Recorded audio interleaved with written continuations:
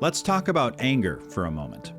Anger and irritability are common emotions in response to stress. How we cope with those feelings is incredibly important. As you may have heard, violence is never the answer, and it's true. Thankfully, there are healthier ways to process anger. Next time you feel yourself getting worked up, don't immediately react or say anything. Instead, try the following. Take a deep, calming breath. Inhale slowly through your nose and exhale slowly through your mouth. Repeat this process while relaxing your body.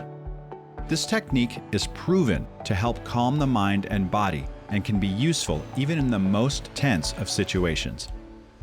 And once you're feeling more calm, take a moment to acknowledge your anger. Note that it's okay to feel how you are and that you handled the situation in a healthy way. Lastly, remember that the feeling of anger comes and goes.